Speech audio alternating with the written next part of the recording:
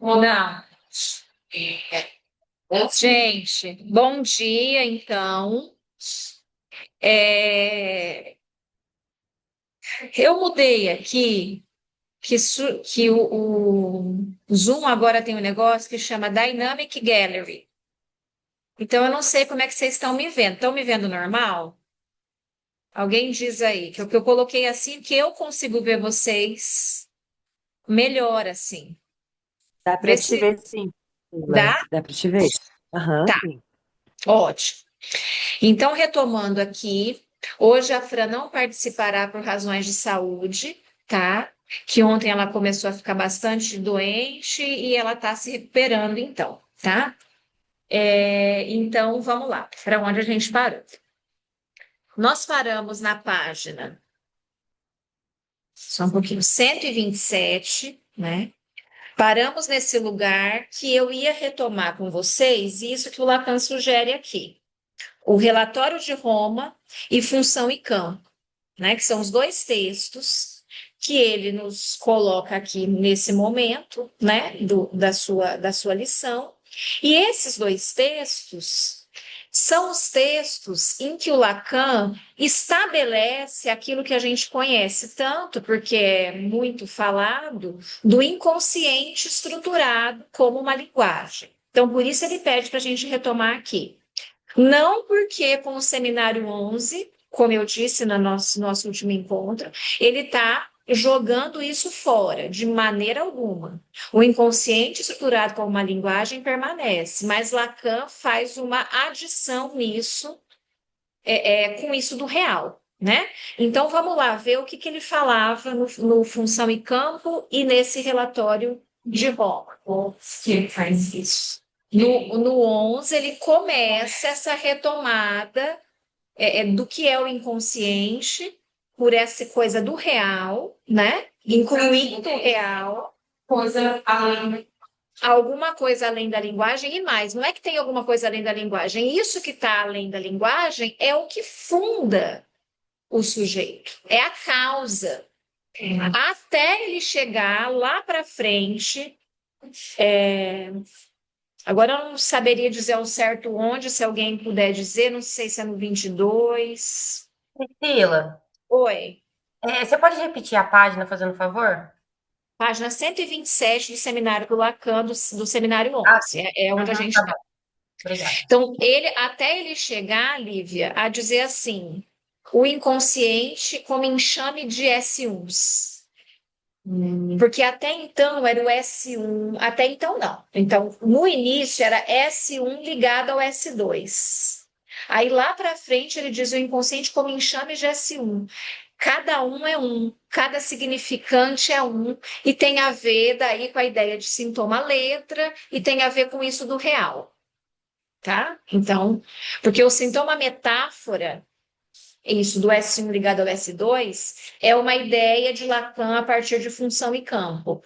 Depois ele, não é que ele modifica isso, existe essa ideia do sintoma metáfora, mas aí vem a coisa do sintoma letra, que tem a ver com isso de mordiscar o real, de alguma coisa do real, tá? Então, mas nesse seminário 11, então, é fundamental porque é um momento de virada, né? De virada nisso. Então, vamos lá. Só um pouquinho. Vamos achar aqui os textos, né?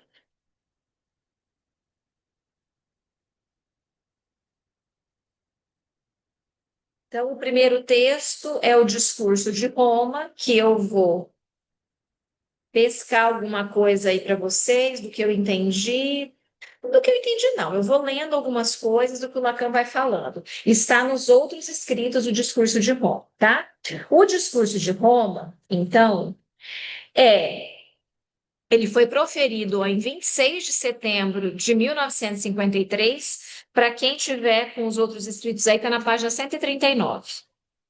Então, ele foi proferido em setembro de 1953 para introduzir o relatório Função e Campo da Falha da Linguagem em Psicanálise, tá? Que está em escritos. Então, são dois textos que um introduz o outro, um está aqui, no outros escritos, que a gente vai começar por ele, e outro aqui, nos escritos, do mesmo ano. Sim.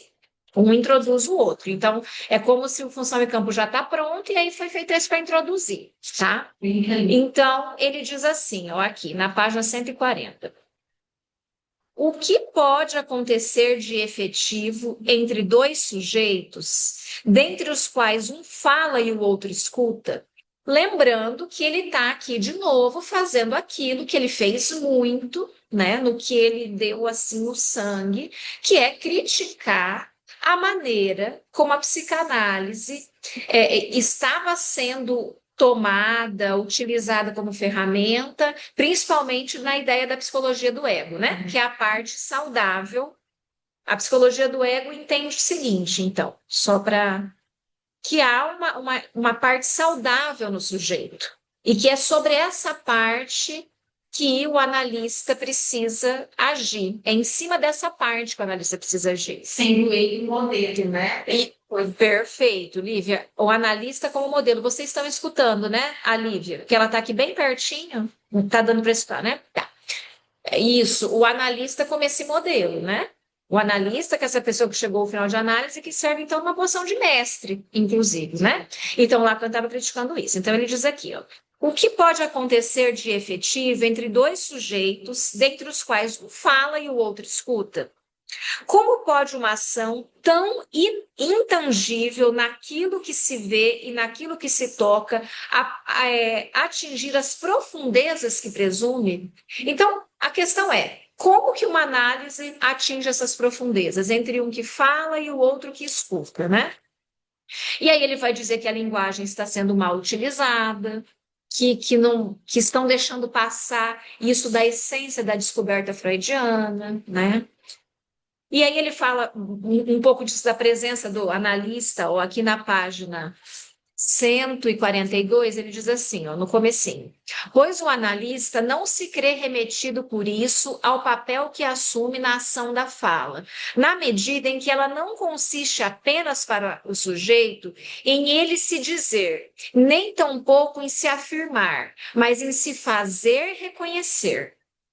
Sem dúvida, essa operação não é desprovida de exigências, sem o que não duraria tanto tempo. Ou melhor, é das exigências que ela desenvolve, uma vez iniciada, que provém o benefício da análise. Então, ele colocando aqui como paciente alguém que quer se fazer reconhecer pelo analista. E que precisa haver alguma coisa ali da transferência para que a análise ocorra, senão não teria nenhum sentido ela durar tanto tempo, né? E aí ele diz aqui também, ó, pula um parágrafo no próximo. Entretanto, nada evidencia melhor essa relação do que as condições de eficácia que essa prática revela, a prática da psicanálise. Pois essa revelação do sentido exige que o sujeito já esteja pronto para ouvi-la, isto é, ele não esperaria se já não tivesse encontrado. Mas, se sua compreensão exige o eco da fala de vocês, não será porque é numa fala que, já por se dirigir a vocês, era de vocês que se constituiu a mensagem que ele deve receber dela? Assim, o ato de fala aparece menos como comunicação do que como fundamento dos sujeitos numa anunciação essencial. Ato de fundação que podemos perfeitamente reconhecer no equívoco que faz o analista estremecer, no ponto supremo de sua ação, em relação ao qual evocamos mais acima o sentido etimológico da responsabilidade. É que não existe, certamente, uma interpretação que seja a única correta, mas é do fato de ela ser dada que depende o advento no ser do novo que não existia e que se torna real naquilo que chamamos verdade.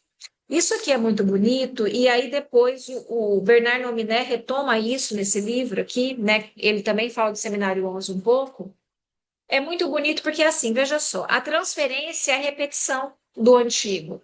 Mas há uma abertura para o novo, senão não tem nenhum sentido. Você ficar repetindo por repetir e ficar preso naquilo. Então, há uma abertura criativa, sim, na transferência, e eu achei muito importante isso que o Lacan diz aqui, ó, de uma responsabilidade. A transferência, veja, você tem uma responsabilidade por isso como analista. E ele diz, isso faz estremecer. Isso faz os analistas estremecerem, né? Aí ele continua na página seguinte aqui, ó. 143. A ciência avança sobre o real ao reduzi-la ao sinal, mas ela também reduz o real ao mutismo. Olha só. Ora, o real com que se defronta a análise é um homem a quem é preciso deixar falar. É na medida do sentido que o sujeito traz efetivamente ao pronunciar o eu, né, o G, que se decide se ele é ou não aquele que fala. Mas a fatalidade da fala, ou seja, a condição de sua plenitude, pretende que o sujeito, por cuja decisão se mede propriamente a cada instante, o ser em questão, em sua humanidade, seja tanto aquele que fala quanto aquele que escuta. Porque no momento da fala plena, ambos participam dela igualmente. Então, veja só a importância disso da presença do analista. É só na presença de um analista, que é com quem você consegue ter transferência, que a sua fala pode sair da fala vazia, do blá blá blá qualquer, para uma fala plena, que o Lacan vai dizer aqui o que ele quer dizer também com isso depois, né? Mas eu achei muito importante aqui também isso do aquele que fala. Você dá lugar para aquele que fala. É um sujeito que você tem que deixar falar. E na medida que ele diz, eu escolhi, eu caí, eu levantei, eu falei, eu contei, ele está se pondo como um sujeito. E ele se escuta na medida que se põe como sujeito. E isso acontece sob transferência, porque falar, a gente fala o tempo inteiro em todos os lugares. Mas isso de falar, de se implicar na fala e ouvir o que você está falando, depende da transferência. Né? Eu achei isso aqui também muito importante. Ouçamos o eu hesitante a partir do momento em que ele precisa colocar-se à frente dos verbos mediante os quais, supostamente, faz mais do que se reconhecer numa realidade confusa, mediante os quais tem de fazer com que seu desejo seja reconhecido, assumindo em sua identidade. Eu amo, eu quero. Como pode ser que ele estremeça mais nesse passo do que em qualquer outro? Senão porque, por mais suave que seja seu pulo, ele só pode ser irreversível.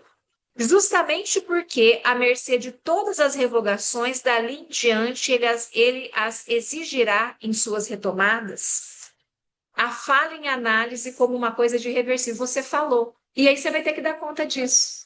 Aí você fala um negócio que talvez você se surpreende com o que você falou e diz, ah, não. Aí você fica depois retomando, tentando se justificar. Não, mas não foi isso. Você falou. Então, se você falou, você vai ter que saber com isso, né? Comumente dependerá do ouvinte, sem dúvida, que esse passo em si não tenha nenhuma importância. Não depende do sujeito que seu ser tenha entrado a partir daí na engrenagem das leis do blá blá blá. Porém, depende ainda menos da escolha do psicanalista interessar-se ou não pela ordem na qual o sujeito assim se introduziu. Porque se ele não se interessar, simplesmente não será psicanalista. Então, isso do desejo do analista de se interessar por aquela fala, de fazer as retomadas, né? Eu achei muito bonito aqui. E aí ele diz, ó, então, para retomar não, para estabelecer de novo essa coisa, então, que ele estava tentando dizer do inconsciente estruturado como uma linguagem. Ele diz assim, pois onde situar, por gentileza, as determinações do inconsciente, senão nos quadros nominais em que se baseiam desde sempre o ser falante que somos, a aliança e o parentesco, nas leis da fala em que as linhagens fundamentam seu direito, no universo de discurso em que elas misturam suas tradições, E como aprender os conflitos analíticos e seu protótipo edipiano fora dos compromissos que fixaram, muito antes do sujeito vir ao mundo, não apenas seu destino, mas a sua própria identidade? Então, aqui é isso. Nós somos frutos desses significantes que nos antecederam do discurso familiar, dessas marcas todas, que a Cláudia estava agora fazendo uma apresentação de caso clínico belíssima, e ela falou das marcas, né, que um sujeito carrega. Então, existem as marcas do significante, mas nessas marcas existe alguma coisa do real, que é isso que não pode ser colocado em palavras, e que é o que ele está dizendo aí já no seminário 11 depois, né? E aí ele continua, ó, na página 144, aqui, último parágrafo. Do mesmo modo, a restauração minêmica exigida por Freud como fim da análise não pode ser a continuidade das lembranças puras. Lembre-se que Freud teve um momento que achava que o fim de análise era reconstruir a memória tal qual você viveu. Que seria levantar isso do recalque, então você vai. Freud mesmo abre mão disso, e isso está lá, num texto que já está lá no canal, na Companhia de Freud. Como que é esse texto? Esqueci agora. Eu falei lá sobre esse texto porque a gente falou já daqui desse texto, me fugiu completamente o nome do texto. Mas então depois Freud vai dizer que, na verdade, são construções o que você faz numa construção. Não. Que na verdade são construções o que você faz em uma análise, né? Que você não vai se lembrar de tudo, e aí lembra que tem o caso do Homem dos Lobos, né? Que aí Freud escreve também, porque ele tem memórias do infantil muito precoces, 2 anos e meio, tal. Mas, enfim, Freud chega a isso. Mas no início, Freud dizia, não, você vai se lembrar de tudo, né? Mas a peripécia de uma história marcada por escansões, na qual o sentido só fica suspenso a fim de se precipitar para a saída fecunda ou desastrosa daquilo que constitui um problema, um ordalho. Nada se representa aí que não tenha lugar numa frase, mesmo interrompida, ou que não seja sustentado por uma pontuação, ainda que incorreta. E é isso que possibilita a repetição simbólica do ato e o modo de insistência com que ele aparece na compulsão. Quanto ao fenômeno da transferência, ele sempre participa da elaboração própria da história como tal, isto é, do movimento retroativo pelo qual o sujeito, assumindo uma conjuntura em sua relação com o futuro, reavalia a verdade de seu passado com base em uma nova ação. Eu achei isso muito bonito. Isto é, o que é uma análise? O movimento retroativo pelo qual o sujeito, assumindo uma conjuntura em sua relação com o futuro, reavalia a verdade de seu passado com base em sua nova ação. Então, eu acho importante isso, da abertura da transferência. Porque aqui no seminário 11, Lacan vai fazer isso, da transferência como isso que se fecha, mas que fecha o sujeito, porque Freud diz lá, a gente repete o que não pode lembrar, e a transferência tem esse viés da repetição. Então, você se fecha, né? Mas é porque tem transferência é que a interpretação pode fazer o inconsciente se abrir. Então, é um paradoxo aí mesmo, né? Aí na página 145 ele diz aqui, nós conhecemos nas neuroses doenças que falam, né? Então, as neuroses como doenças que falam. E se fecha justamente porque o sujeito ali não quer saber daquele. Porque o sujeito ama, né? Então, e o amor, em certa medida, comporta um fechamento. Então, é um amor de transferência, que você repete uma coisa e se você repete é porque não lembra. É porque não quer lembrar, inclusive, né? Então, o Lacan, a gente vai falar bastante disso nos próximos encontros também, mas a transferência como esse lugar em que há um fechamento e uma resistência do sujeito de lembrar. Mas e o amor faz isso. O amor faz isso. E aí você se fecha, então. Então há um fechamento, mas é porque a transferência é que a interpretação pode ser efetiva para abrir. Para isso, não como assim. Para isso, exatamente. E aí eu lembrei agora só. Eu peguei no final, Pegou no final. mas iniciou assim, sem transferência, não tinha ali, né? Uma possibilidade de saída da Exatamente. Exatamente. Sem transferência não há essa possibilidade. Aqui na página 146, ele diz assim, ó, Ah, peraí. do outro. Assim, compreende-se por que tanto é falso atribuir o desenlace analítico à conscientização, quanto é inútil espantar-se que aconteça de ela não ter essa virtude. Não se trata de passar de um patamar inconsciente, mergulhado na obscuridade, para o patamar consciente, sede da clareza, através de sabe-se lá que misterioso elevador. É justamente essa objetivação pela qual o sujeito comumente tenta furtar-se a sua responsabilidade. E é aí que os arrasadores habituais da intelectualização manifestam sua inteligência, comprometendo-se ainda mais nessa direção. Aqui, de novo, é uma crítica, é dizer não é a conscientização. Não é, porque se fosse isso, então você lia aqui, falava, então pronto, você se conscientiza. Não é uma coisa de tornar consciente ou de dizer que o inconsciente é o obscuro e que a consciência é a clareza. É bem pelo contrário. A consciência é aquilo que é onde está a nossa maior obscuridade. Porque a consciência é fechamento. Né? Então, ele falou, não se trata disso. Lembrando que ele está sempre conversando com os psicanalistas da época dele que estavam nisso de vamos colocar a consciência num lugar muito elevado e apostar que pela consciência o sujeito pode resolver os seus impasses. Tanto é isso que no seminário 11 ele vai retomar um texto de um sujeito que eu não conhecia aqui no final, com certeza não chegaremos nisso hoje, mas é um texto que eu já vou dizer aqui, é do Thomas S. Szasz, que é um psicanalista da psicologia do ego, lá norte-americana e tal, e que é justamente isso, ele apostando na intelectualização, nessa coisa assim, do racional, da psicoeducação, né? Então, ela está dizendo, não é por aí. Trata-se, com efeito, não de passagem para a consciência, mas de passagem para a fala.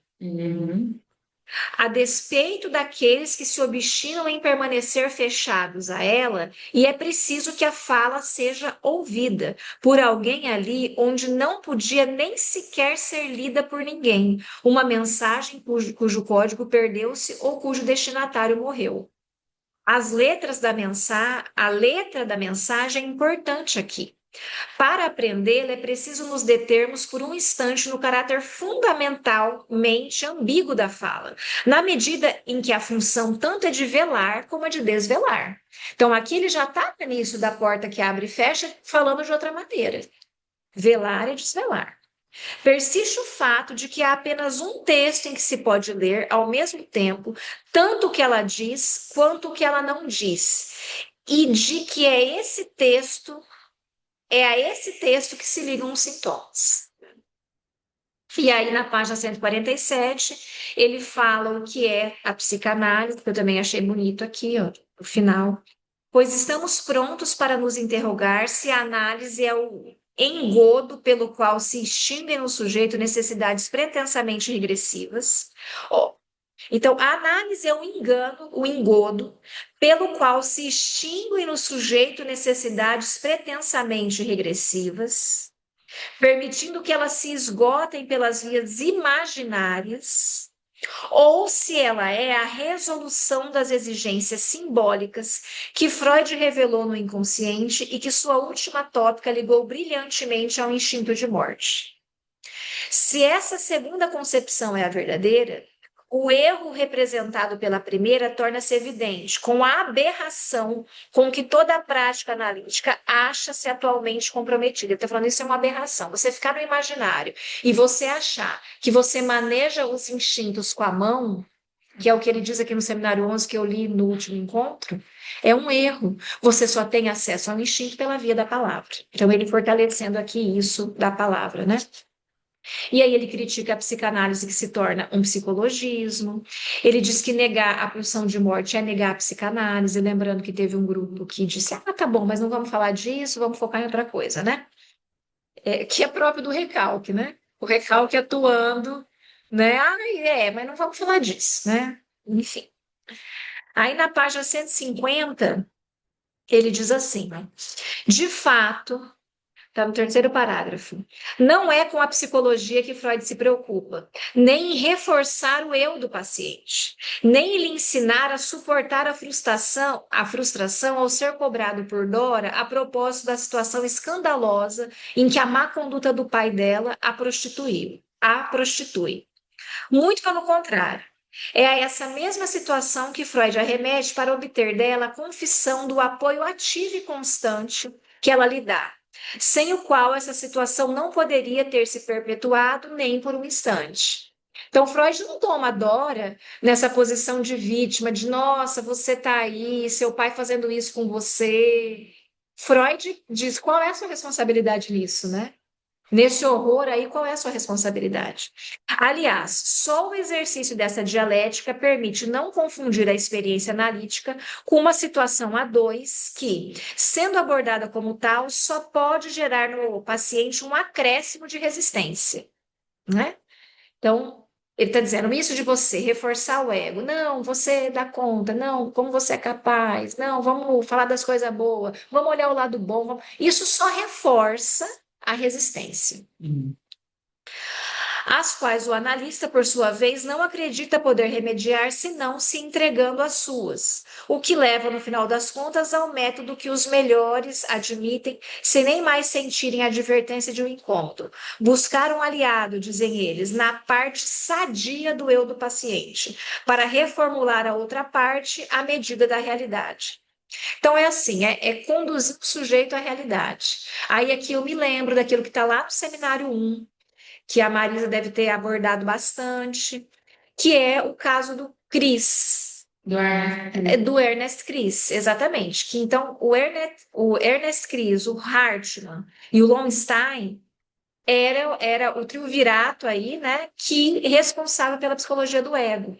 E aí o Chris então chega o paciente para ele e ele diz, e Lacan fala desse caso em vários momentos, fala lá no seminário 1 também. Chega o paciente para ele dizendo assim: olha, eu sou um plagiário, um plagiador. Eu, eu copio textos das pessoas, né? E isso era uma questão dele, de um homem inteligente, que tinha uma originalidade, um estudioso. O que o Chris faz? O Chris lê o texto dele e diz assim: não tem nada de plágio aqui. Alguma coisa assim, né? Eu não lembro bem assim. Não tem nada de plágio aqui. Seu texto, você escreve muito bem, seu texto é muito original. E isso, Lacan está dizendo, que isso não funciona. Não funciona, não é trazendo o sujeito para a realidade, porque pensar essas coisas básicas, todo mundo dá conta de pensar o tempo inteiro, sem analista. Você não precisa de analista para isso. De pensa, né? Então, não é por aí, não é trazendo o sujeito pela realidade e mais.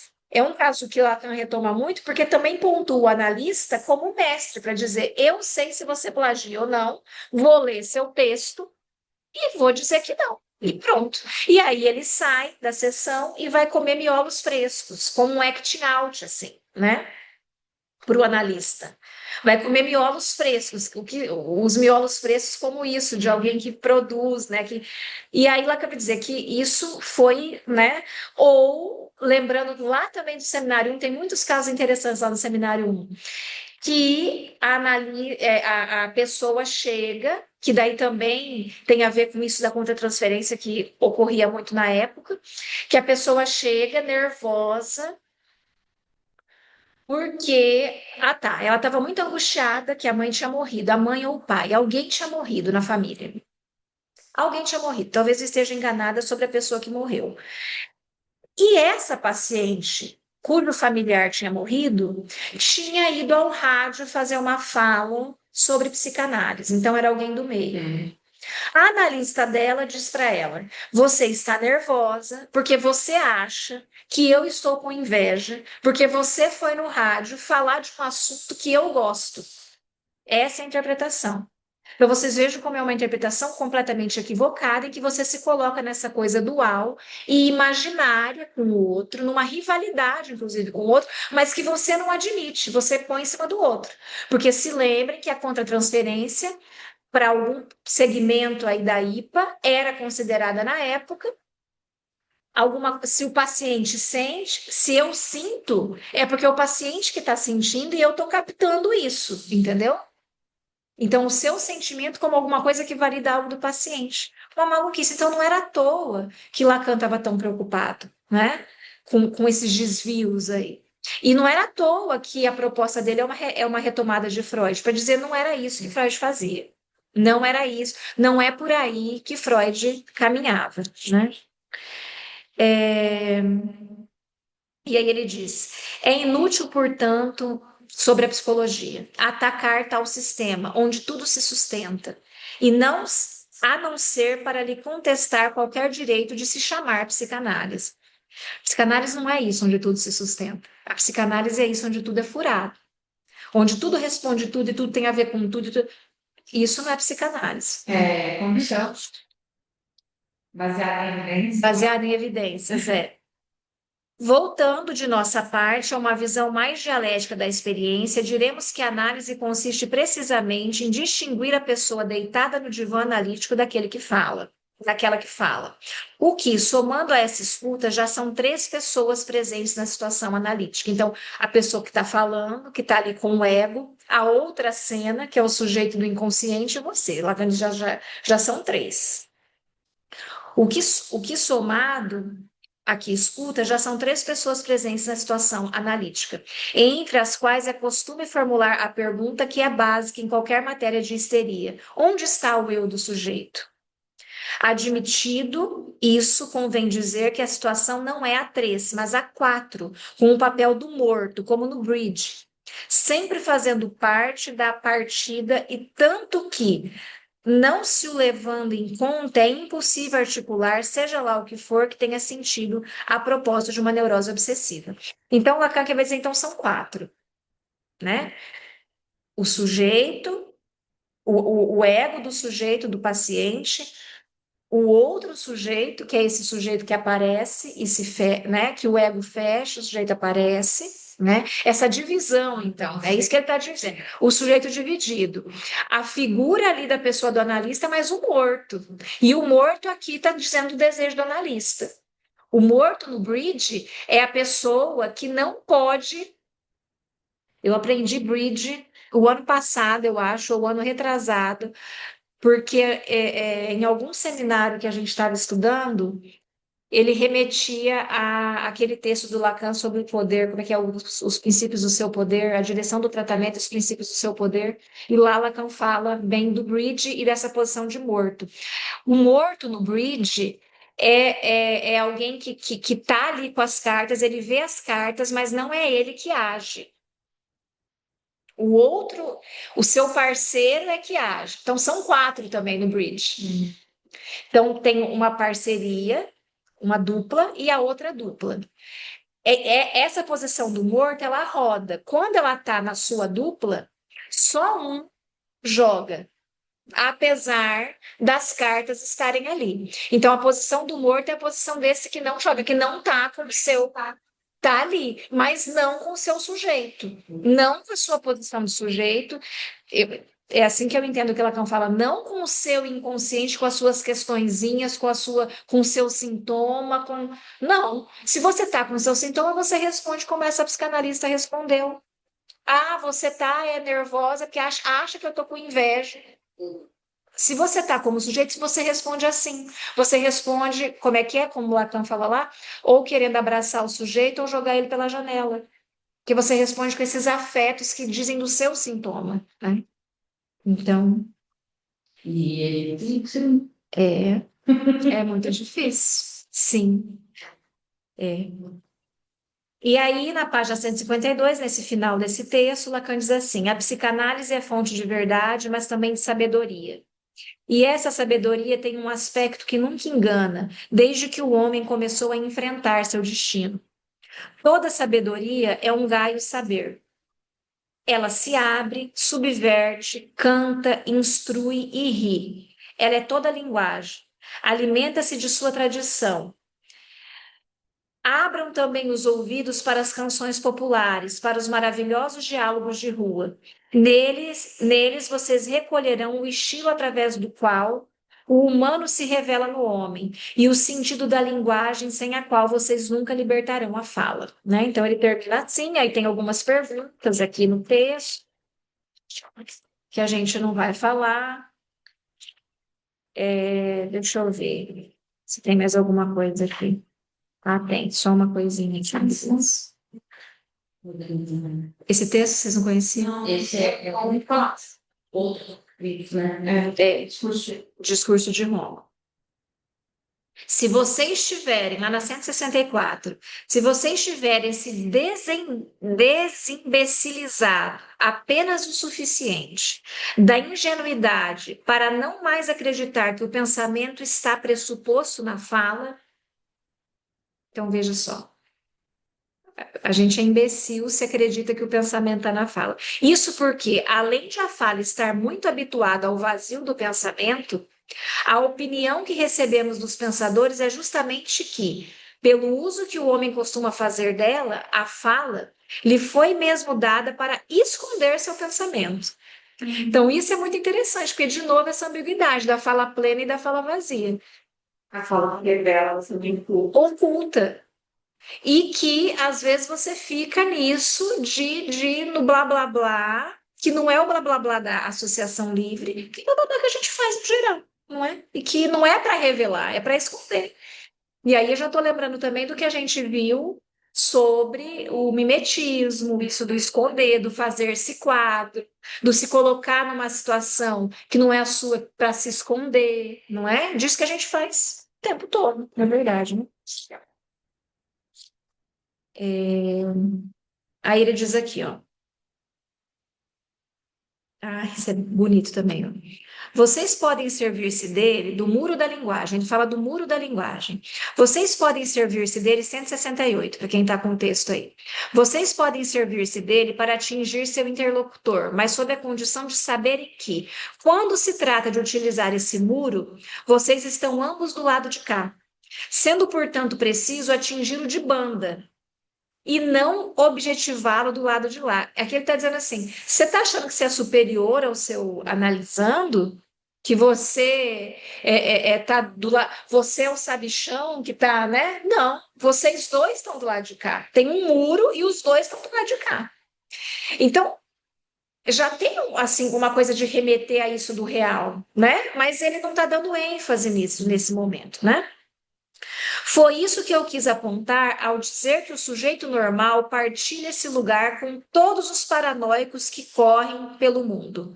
Na medida em que as crenças psicológicas a que esse sujeito se apega na civilização constituem uma variedade de delírio que não se deve considerar mais benigna por ser quase geral. Então, ele dizendo aqui, o delírio é do humano, não são dos paranoicos. A gente partilha com os paranoicos os delírios, acontece que os delírios do paranoico são particulares, tem a ver com a história dele, com o que ele entendeu das coisas, e o delírio do neurótico é partilhado, ou seja, pior, tem mais força ainda, que é partilhado o negócio, né? Então, pois é. Sua análise pessoal os tenha feito perceber essa alienação em relação a vocês mesmos, ou seja, a gente ela é alienado a gente. Então, sua análise pessoal tenha feito, é que eu estou pegando uma metade de fala aqui, está na 168, que é a grande resistência com que terão de lidar em suas análises. A alienação de você com você mesmo. A alienação de você ao seu pensamento, que tenta racionalizar tudo, que tenta esconder as coisas. Isso é o que a gente... não é tanto... É o outro, ao grande outro, mas aqui ele está dizendo dessa faceta, né, da gente alienado a gente. Assim vocês se farão ouvir do único lugar que está ou deveria estar ocupado para além do muro da linguagem, que é o de vocês, né? Ele diz aqui.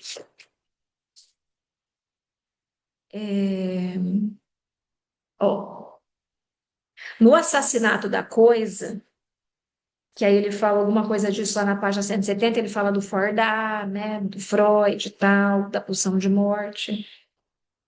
E no assassinato da coisa, que é um termo de Juliette Botonier, que ele, né, não sei quem é, isso eu não fui pesquisar, ele introduz em tudo que existe o fundo de ausência contra o qual se recortarão todas as presenças do mundo. Aqui, para mim, ele já está falando desse real que ele retoma lá no 11. Veja só.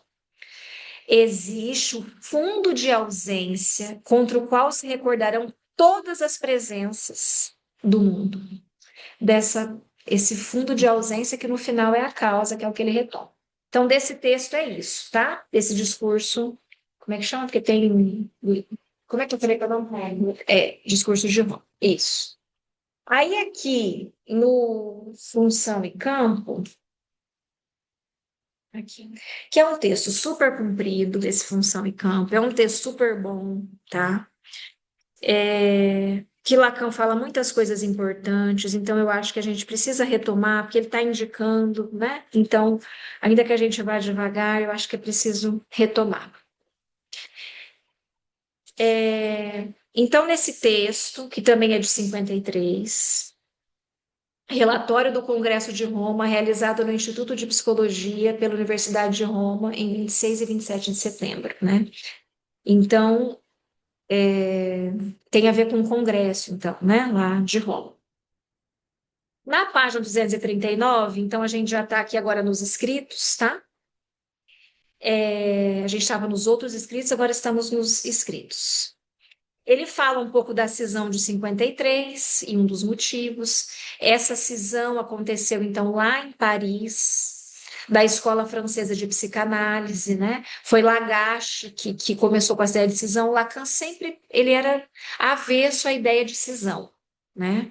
Ele não queria a cisão, mas ele vai para esse grupo, então, que sai da IPA, né?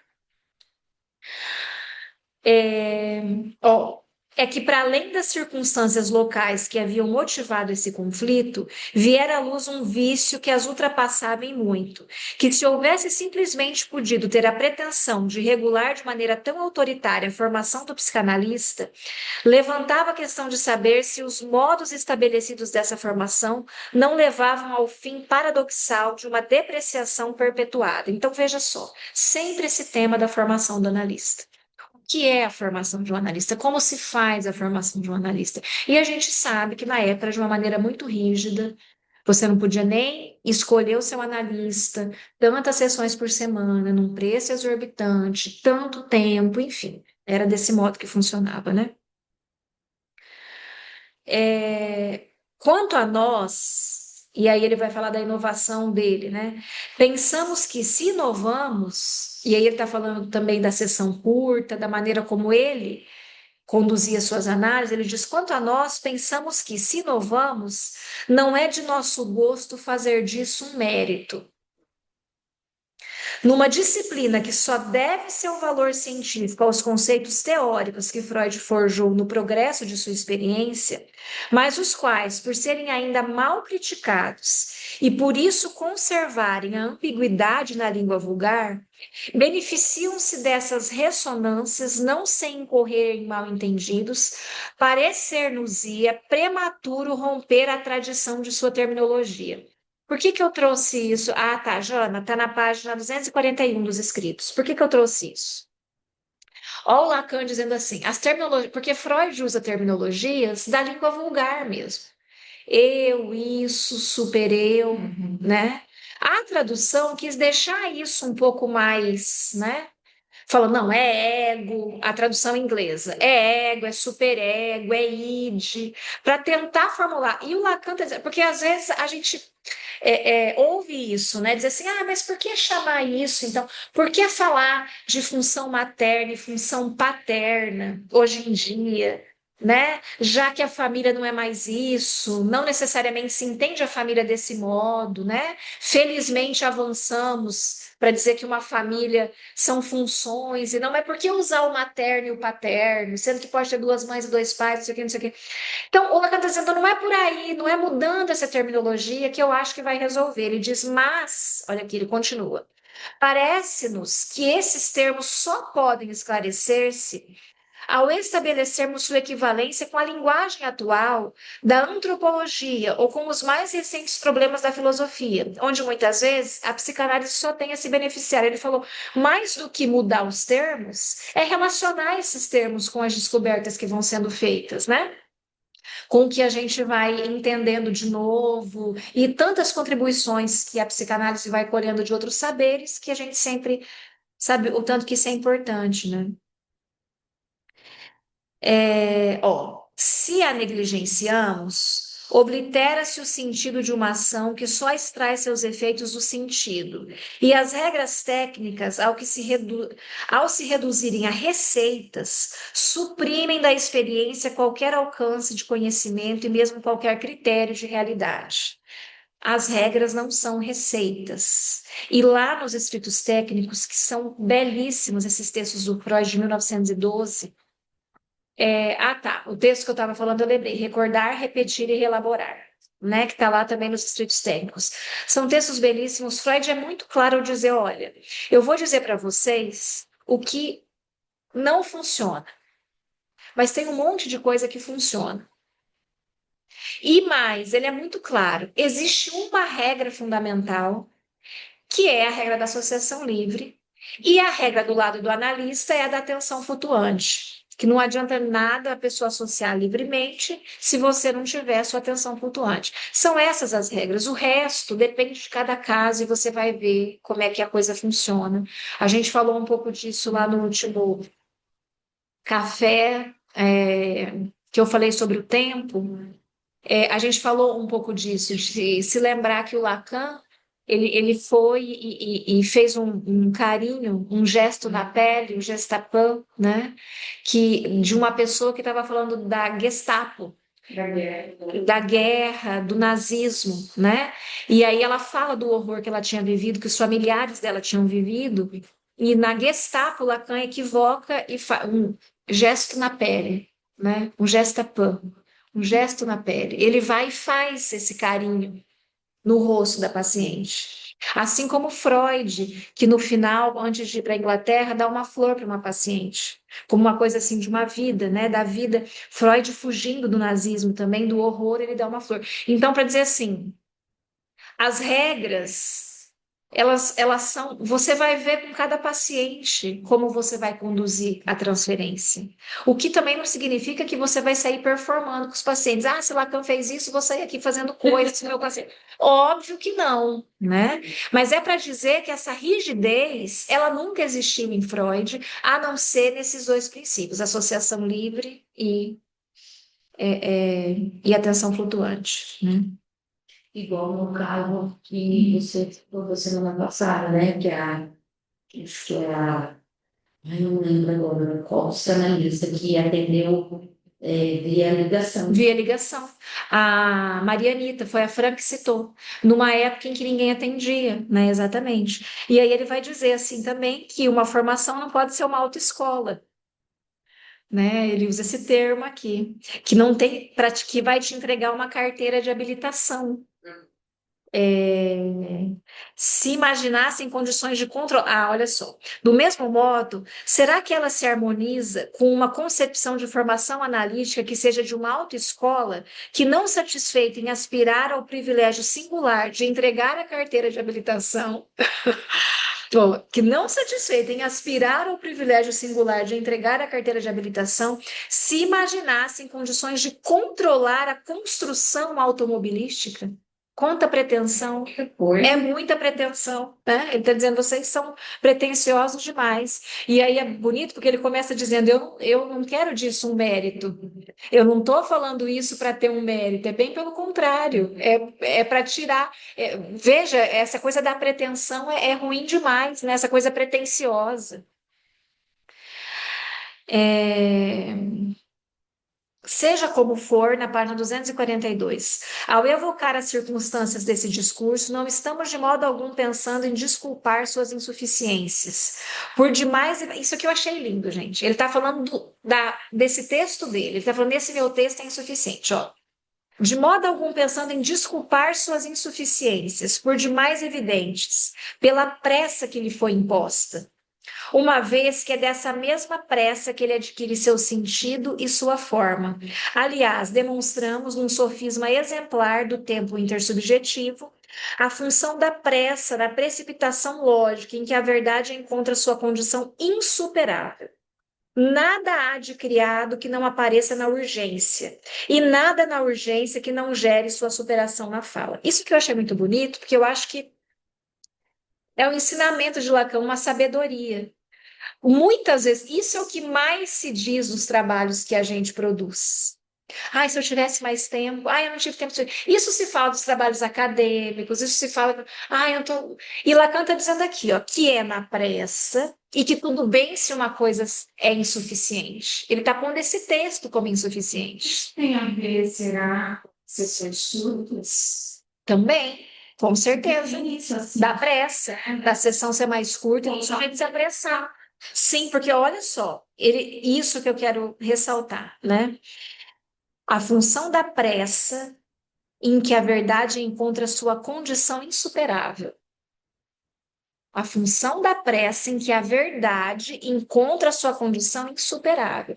Então, não é assim, como é que fala? Ruminando um texto, como o gado faz ali, ruminando aquele pasto, ruminando um texto que você vai fazer dele melhor.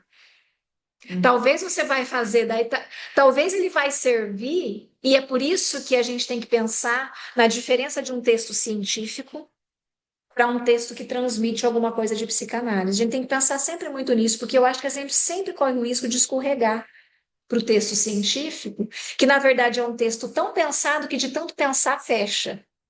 Lembrando que o pensamento é isso que fecha. Então, a pressa, vou escrever aqui com pressa.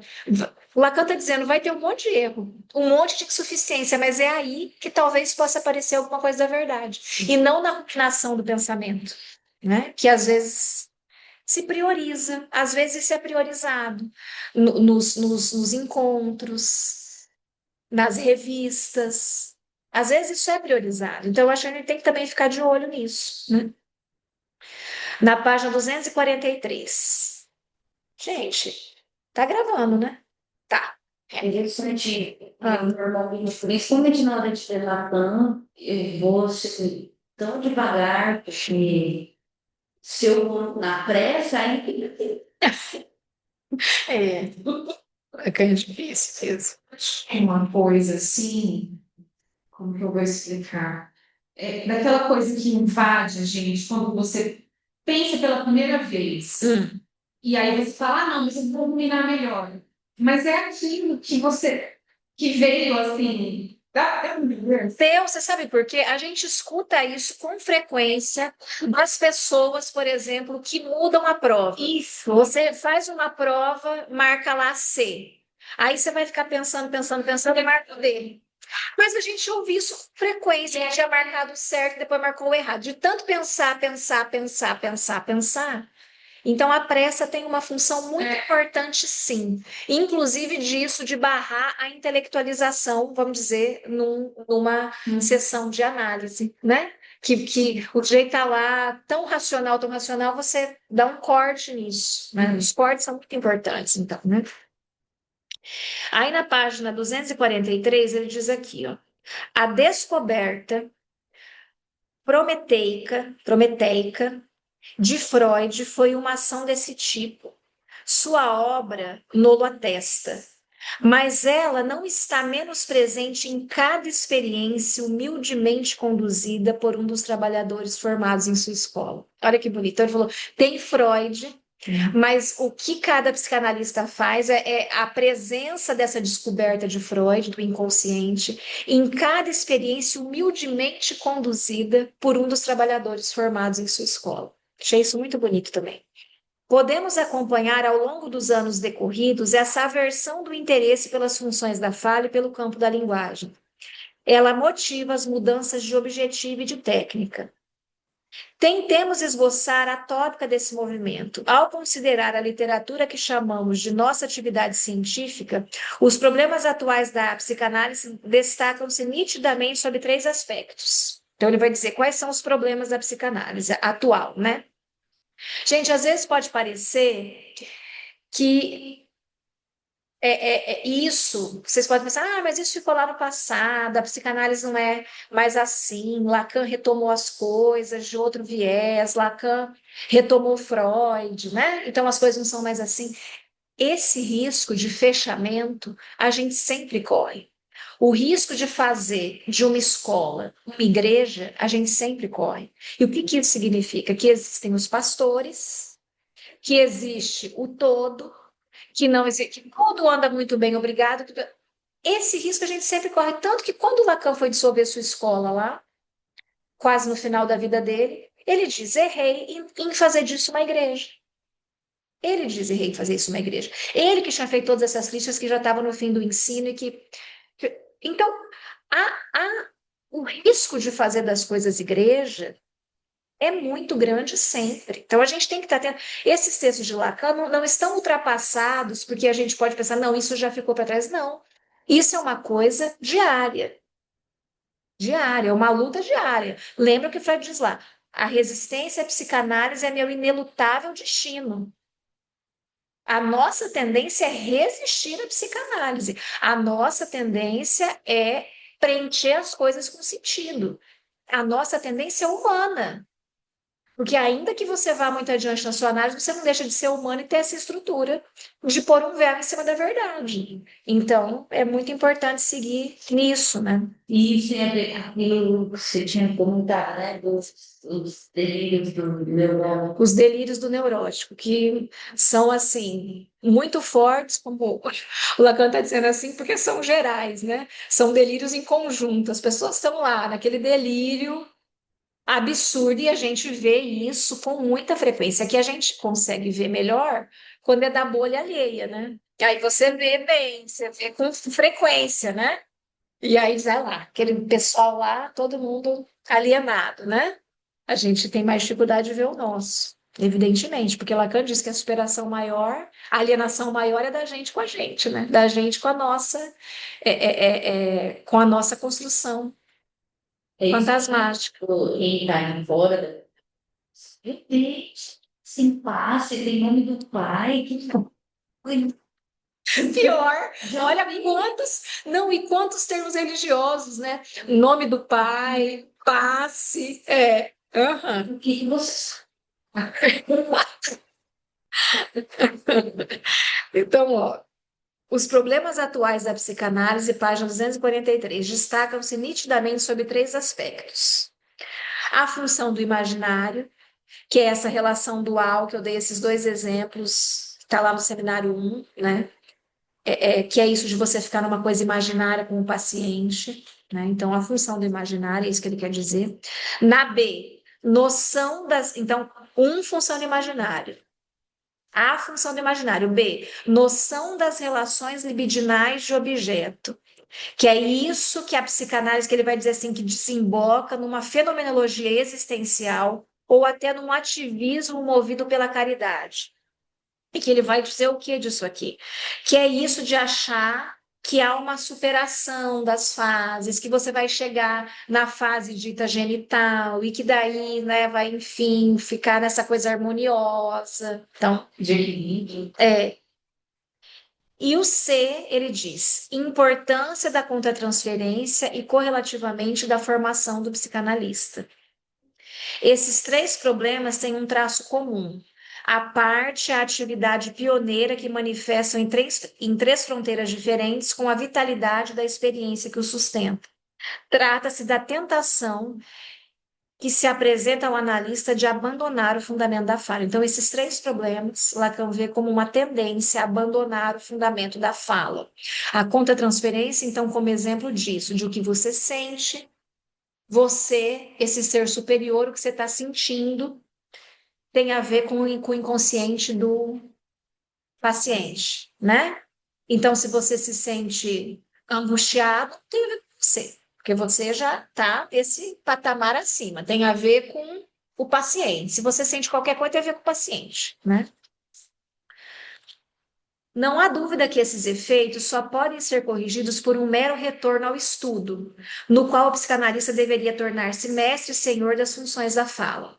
Mas parece que, desde Freud, esse campo central de nosso domínio caiu no abandono. Então, ele está dizendo aqui, vocês não estudam Freud. Isso caiu no abandono. Vocês não estão estudando Freud, o que é verdade. Vocês viram que eu disse no nosso encontro passado, daquele texto da Ida, que está aqui nesse Ida Maldapini, em que ela coloca Freud no mesmo patamar de Fähnrich, no mesmo patamar de Glover, no mesmo patamar de todos. Então, Freud como um igual. Então, assim, vários gênios, né?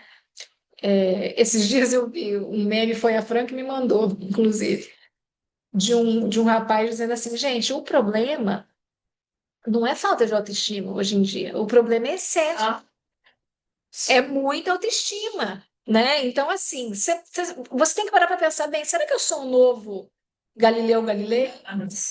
Para dar essa opinião. Então, esse excesso de autoestima, de achar que uma pessoa genial como Freud, que fez uma descoberta, que mudou os rumos do conhecimento e tal, que isso tá para todo mundo, gente, sinto muito não tá. Como o Da Vinci que a gente estudou, né? Então, Da Vinci é Da Vinci, não é? Freud é Freud. Então, o Lacan está dizendo, vocês têm que retomar, né? Voltar a estudar aí em Freud, né? E aí ele volta a falar dos Estados Unidos, né? Que levou a psicanálise para esse caminho do ego, aí volta a falar, não, aqui é um novo texto, é que a gente estava no outro texto, né? Mas como eles são uma continuação um do outro, né?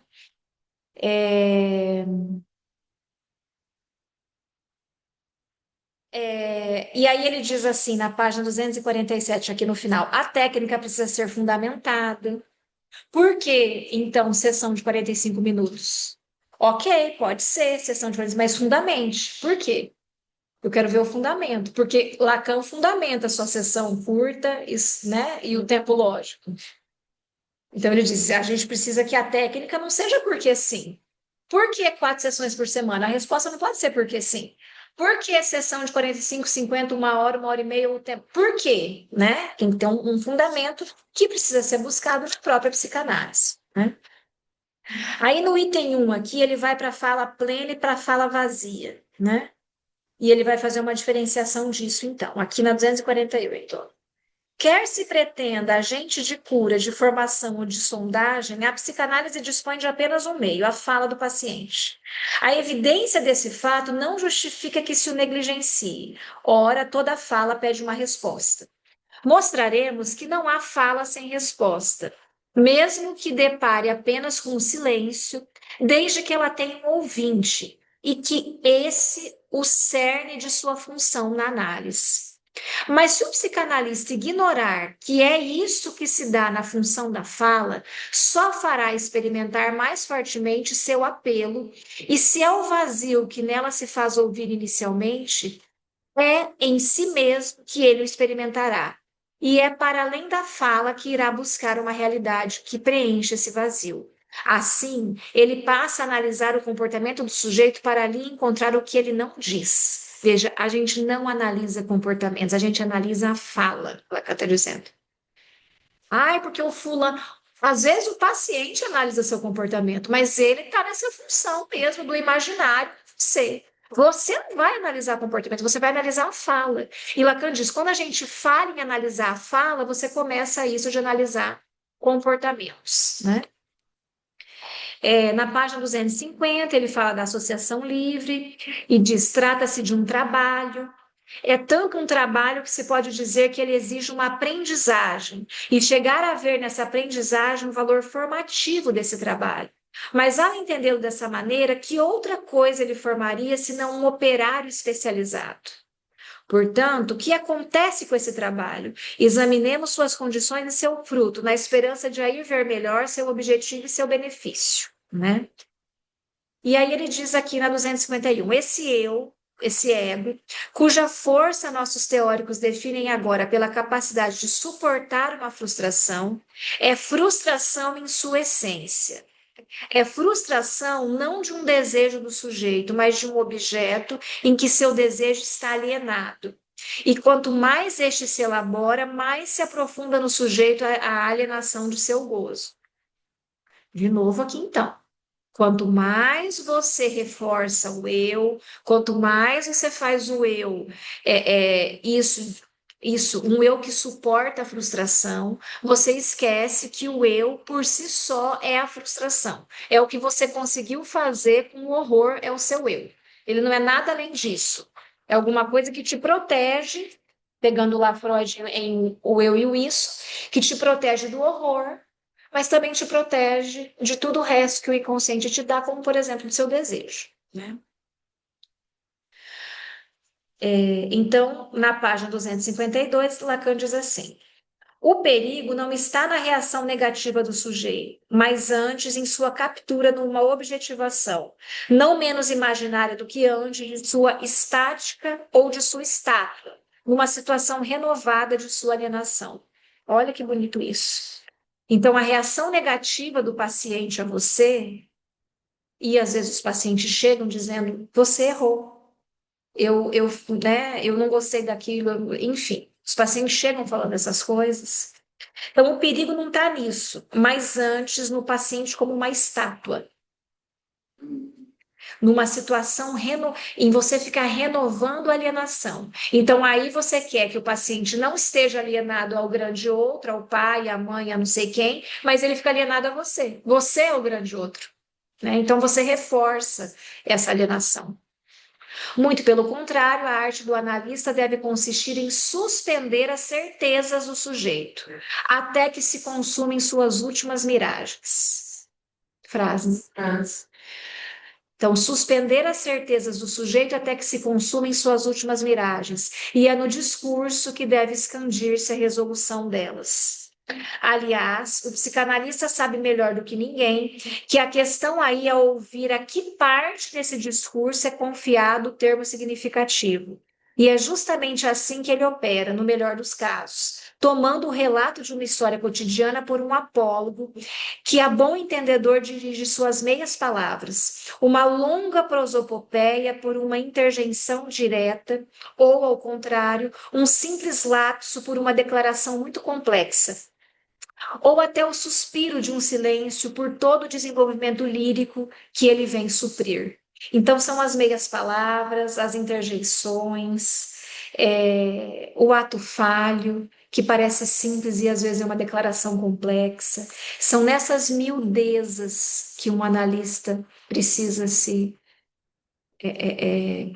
atentar, né? Atentar não é uma boa palavra, porque atentar vem de atenção, que tem a ver com a consciência. Mas eu vou aí do Priscila Pesqueira, que é o que eu uso, que ele precisa pescar, né? Assim, é uma pontuação oportuna que dá sentido ao discurso do sujeito. E é por isso que a suspensão da sessão, que a técnica atual transforma numa pausa puramente cronométrica, e, como tal, indiferente à trama do discurso, desempenhará aí o papel de uma escansão que tem todo o valor de uma intervenção, precipitando os momentos conclusivos. Aqui ele está falando da sessão curta, da interrupção da sessão de tempo variável, na verdade, né? Que é você interromper a sessão, e que ele vai dizer que isso é uma pontuação, e isso é uma interpretação, e é uma coisa importante para o sujeito que a gente faça isso, né? Ele está dizendo aqui. Lembrando que ele estava num momento que ele estava sendo super criticado exatamente por isso, pelas sessões curtas. Aí ele fala um pouco da supervisão, que a gente não pode ter ouvidos para não ouvir, né? E aí ele diz: abordamos até aqui a função da fala na análise por seu aspecto mais ingrato, da fala vazia, em que o sujeito parece falar em vão de alguém. Essas coisas que o sujeito está lá falando, falando, falando, e parece que, né, que não está dizendo nada. E isso também é importante, a interrupção, né? Porque você interrompe talvez um significante que daí aponta para a abertura, porque ele está lá no fechamento, e aí você aponta e vem uma abertura. Se agora voltarmos nossos olhos para o outro extremo da experiência analítica, aqui começa a realização da fala plena, né? E aí, a realização da fala plena, ele retoma Breuer com Ana O, o talking cure, né? Que ela diz, deixa eu falar, que é a cura pelas palavras, né? Então, ele retoma isso, que está lá em Freud.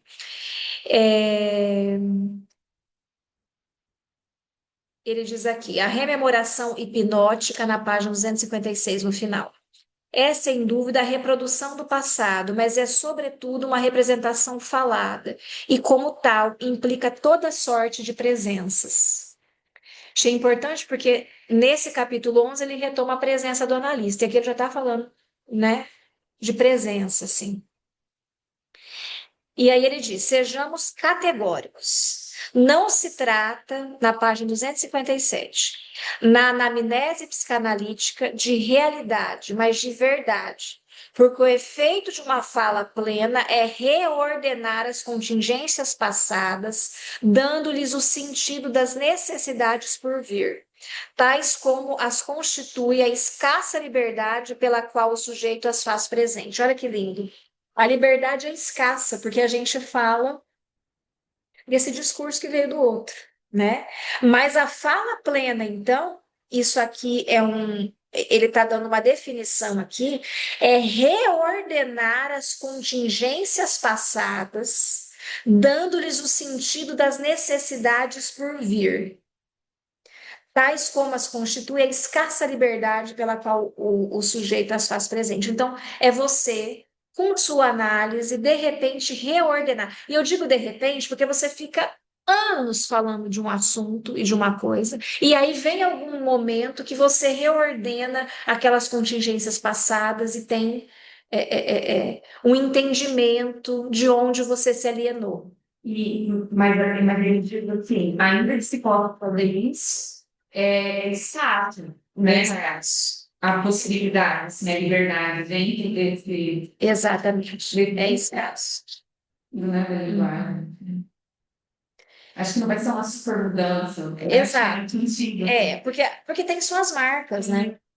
Tem suas marcas, tem uma maneira diferente de lidar com as marcas. Lá no final, Lacan vai falar de uma coisa assim, de dar um novo enodamento para suas marcas, mas que são suas. Ninguém vai tirar suas marcas de você, né? Tem uma visão elas. Inclusive porque elas te constituem como sujeito alienado que você é, mas são as marcas que dão a abertura para você fazer uma. As marcas não são só negativas, né? Elas que te dão essa abertura criativa do que você pode fazer uma coisa nova, né? Com isso. E aí vem outra frase aqui, gente, que está na 260, que também é uma frase bastante comentada do Lacan, que é assim, ó. O inconsciente está na 260 no final. O inconsciente é o capítulo de minha história que é marcado por um branco ou ocupado por uma mentira. É o capítulo censurado.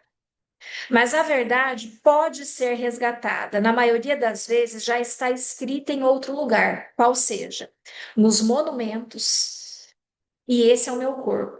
Então, aonde está a sua verdade que está lá como censurado? Aonde ela pode ser resgatada? Nos monumentos, e esse é meu corpo, isto é, o núcleo histérico da neurose, em que o sintoma histérico mostra a estrutura de uma linguagem e se decifra como uma inscrição, que uma vez recolhida pode ser destruída sem perda grave. Então, nos monumentos, nos documentos de arquivo, igualmente, e esses são as lembranças de minha infância, tão impenetráveis quanto eles, quando não lhes conheço a procedência. Então, nos monumentos, que é o corpo, nas memórias de infância, que são os documentos de arquivo, a evolução semântica, e isso corresponde ao estoque e às acepções do vocabulário que me é particular. Cada um tem seu vocabulário particular, o seu jeito de se colocar na linguagem. Quando você atende um paciente, depois você atende outro, você percebe nos pacientes seguidos que você atende no dia outra linguagem, outros significantes, outra forma, né? Bem como no estilo de minha vida e o meu caráter, nas tradições também, ou seja, nas lendas que, sob forma heroicizada, veiculam minha história. Isso aqui também é muito legal. Nossa, saiu aqui. Peraí. O quê? Ah, vocês estão me vendo, né? Sim, a gente está te vendo. Tá, obrigada, Leonardo. Vê se tá ligado aí esse negocinho da bateria. Não tá? Ah, é por isso então, porque ia acabar a bateria. Ah, que bom. Pronto. Ligou o negócio e apertou botão. Então, retomando, no corpo, nas lembranças, na evolução semântica, que é esse discurso, nas tradições, que são essas lendas heroicizadas que toda família tem, né? Ah, nossa, porque aquele familiar não sei o que fez essa coisa tão maravilhosa. Enfim, porque eu tenho um antepassado. As lendas heroicizadas eu achei demais aqui. Nos vestígios, enfim, que conservam inevitavelmente as distorções exigidas pela reinserção do capítulo adulterado nos capítulos que o enquadram, e cujo sentido minha exegese restabelecerá. Então, esses vestígios, né? O vestígio eu entendi aqui como aquilo que falha nas histórias, né? Tem toda aquela história bem contada, racionalizada, mas tem uma coisinha aqui que é um vestígio que aponta para um outro lugar, né? Que ele está dizendo aqui. E aí ele fala outra coisa que é muito da nossa época, né?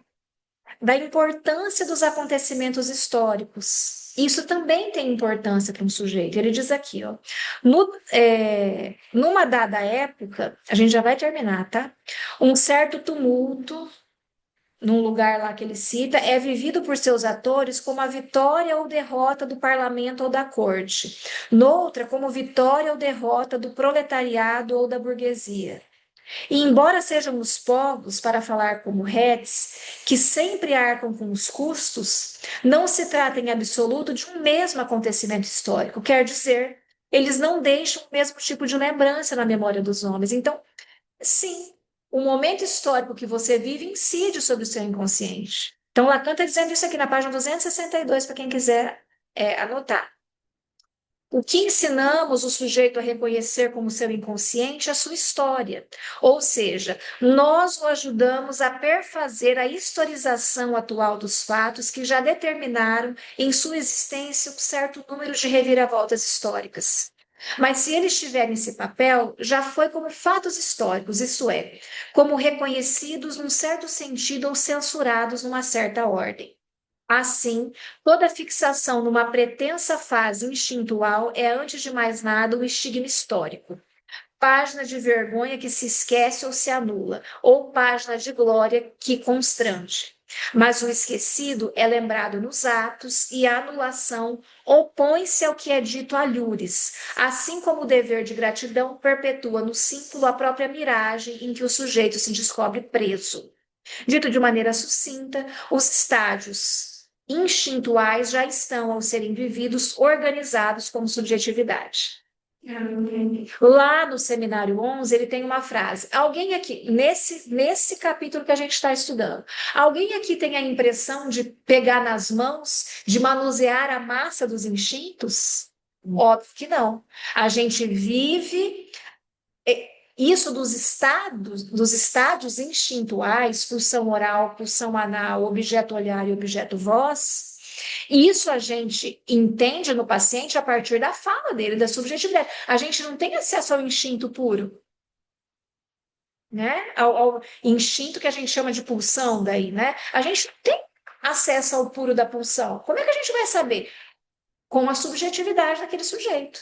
E cada um é um, porque cada um tem o seu significante, o seu discurso que, né, que fica. Pessoal, então a gente para por aqui. E agora a gente vai retornar em agosto, porque julho é nosso mês de férias, né?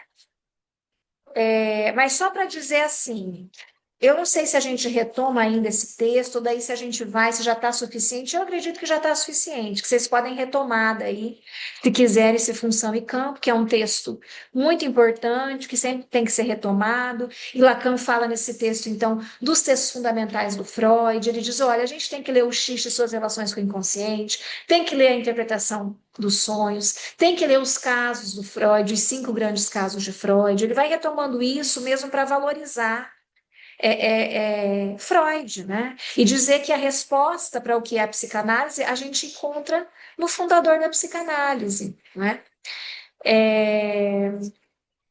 Então, eu acho que a gente para por aqui mesmo, para daí, no nosso próximo encontro, a gente retoma esse capítulo e encerra esse capítulo do Seminário 11 do Lacan, tá? Que hoje a gente não conseguiu.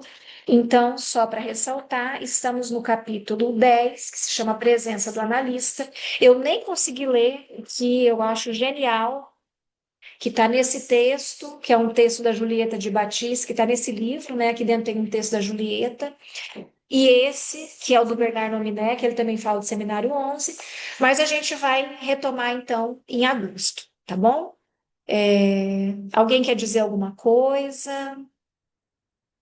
Eu não pude acompanhar o chat aqui hoje. Não sei se está dito alguma coisa aqui. Priscila, só queria fazer um comentário Tá. que esse texto é tão importante agora nessa época, né, de uma psicologização da psicanálise, né, disso de estar todo mundo aí querendo se formar, né, entre muitas aspas aí como um analista, né, e é tão importante assim retomar esse texto do Lacan, né, que ele vai parece que dando detalhes que não pode passar despercebidos, né? Então, eu achei muito importante hoje. Sim, Leonardo. E aqui, recentemente, aqui, eu vi num grupo de psicólogos da região uma pessoa dizendo assim: sou neuropsicóloga, não sei o que lá, não sei o que lá, e psicanalista. Assim como a gente vê, sou padre e psicanalista.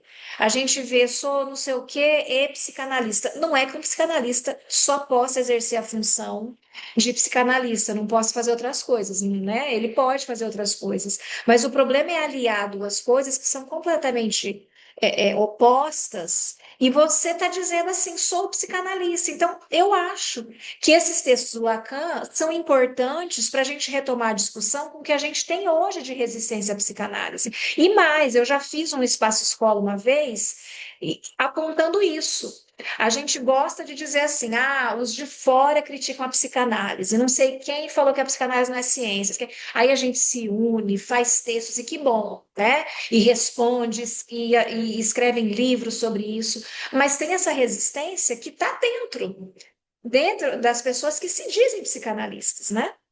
Então, dentro da bolha, inclusive, né? Então, sim, eu acho importante a gente sempre relembrar é, é, essas obviedades, né? É isso. Então, tá bem, gente. Eu vou ver vocês então em agosto. Daqui a um tempo a gente já solta a agenda, mas a gente se vê então daqui a pouco, daqui a um mês, boas férias para vocês e eu quero encontrá-los na nossa jornada no final de semana que vem, que vai receber o Kiné, que é uma jornada preparatória para o nosso encontro lá de novembro, né? Que eu também quero poder vê-los lá no nosso encontro em Bonito. Tá? Então, a jornada da semana que vem vai ser belíssima. A programação já está aí no Insta, né? Muitos trabalhos belíssimos e a presença ilustre do Quiné, essa pessoa assim tão dedicada à psicanálise, que produziu já tantos livros que servem. Quando eu fiz a publicação, uma pessoa que estudou comigo na graduação, há muitos anos atrás, e que é de outra área da psicologia, falou: eu tenho o livro dele, eu acho que eu vou dar o livro da época que a gente estudava na graduação para você falar para ele assinar.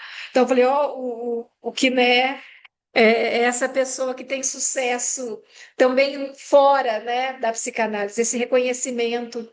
Então é isso, tá? A gente espera vocês. Um abraço para vocês e até mais.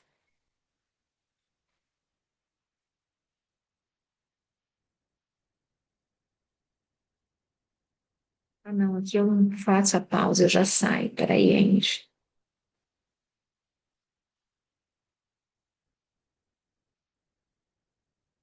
Vai, eu sim, mesmo. Então, vai. Vou. Ele vai frio, então. É. Tá, Sim.